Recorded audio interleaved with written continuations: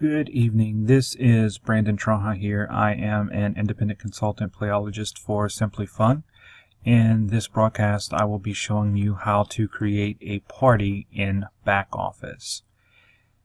If you have a potential host for a party, either on Facebook or any other social media network or platform, or if you have a party that you're going to be hosting in a home of one of your hosts, you're going to follow this route in order to schedule the party, to receive your link for the shopping, as well as to keep track of the orders that you will be receiving. So again, this will be showing you how to create a party in Backoffice. The first step in this very easy process is to visit Simply Fun's website at simplyfun.com. Once you get to this particular website, you are going to see three blue options in the upper right hand corner, and that's going to be Join Us, Login, and Court. If you click right here on the middle option to log in, it's going to take you up to another page where you will have three further options. The first option is going to be for Playologist Login, second for PlaySaver Login, third for Customer Login, and in this case, to get to your back office to schedule a party, you're going to want to log in under your Playologist account.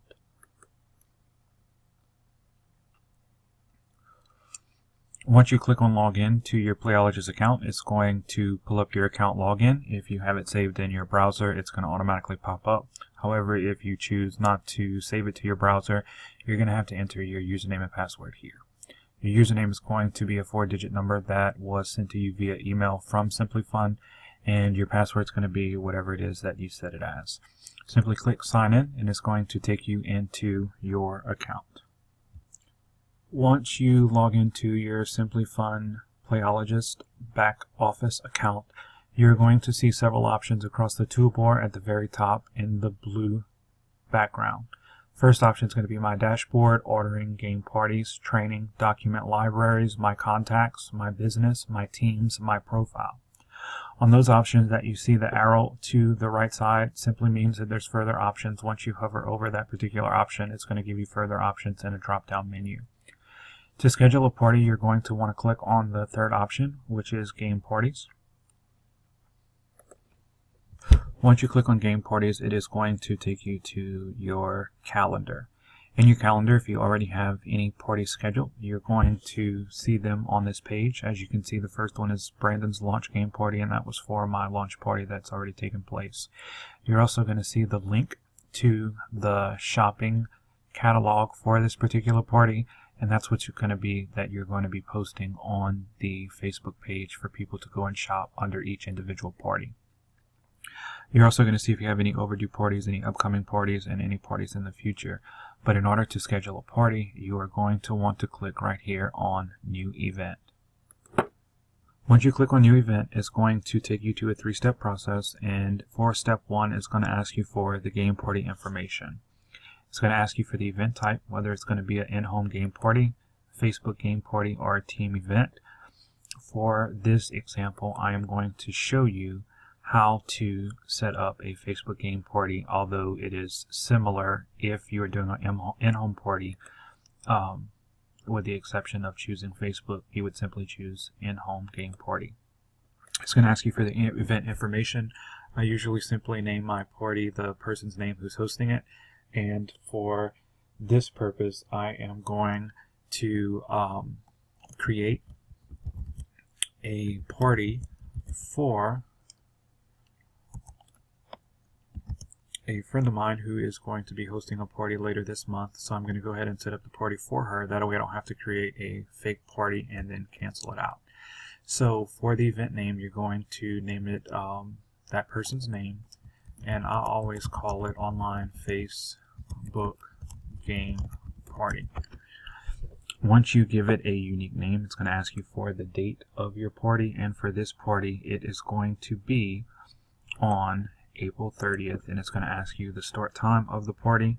So I am going to put that the party is going to start at 8 p.m. However, I'm going to leave 2 blank because that's really not that important.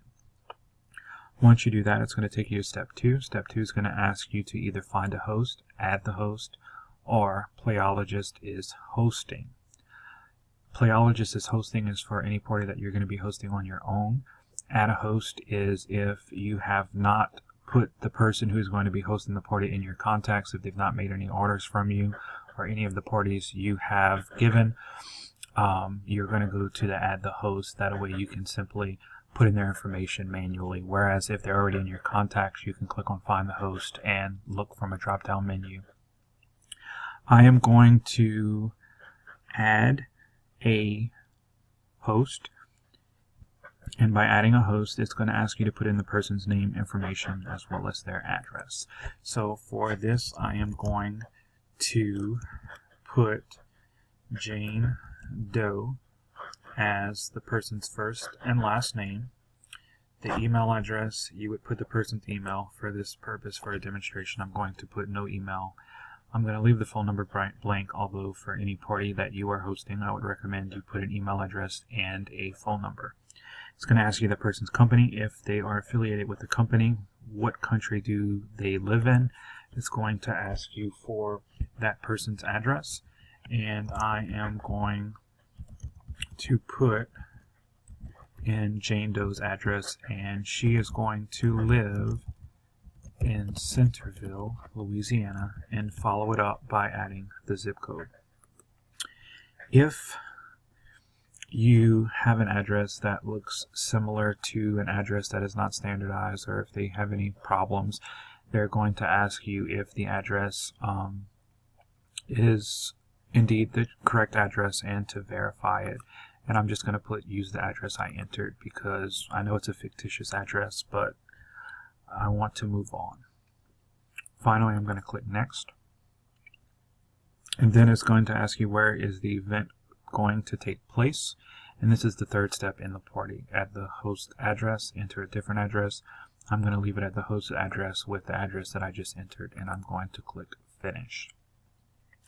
Finally, it's going to take you to your game page, and on this game page there are several things that you can look at. First thing is the shop now link.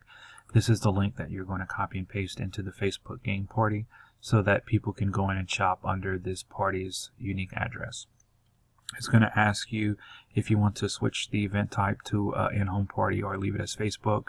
Is it open, in process, closed, or canceled? So you can control all of that here. It's going to put the date and the time information that you gave it already, and it's going to go from there. Anytime you make a change, you want to make sure that you click save so that any information that you input into the game party page can be saved and not lost.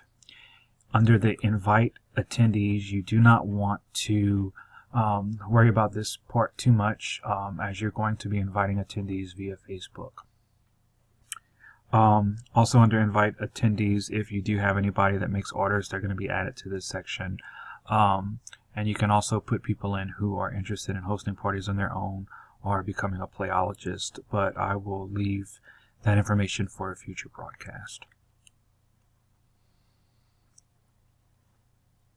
When you click back on game parties, all of the parties that you have scheduled are now on this list, and you can see them, and you'll see that I have the party here that I just created.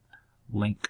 It's going to tell you who the host is, what's the address, how many guests are coming. That's only if you put the guest into the profile that I just showed you. However, it's not going to be anybody because you're going to be inviting on Facebook. How many orders, how much, what was the event total, and what were the game party sales for that particular party. You can click on the individual parties and it's going to take you back to the party page where you can make changes and do what you need to do, close it out, that sort of thing. So because this was just a sample, I am going to cancel this party and save it, and it is now going to be taken off of my game party list.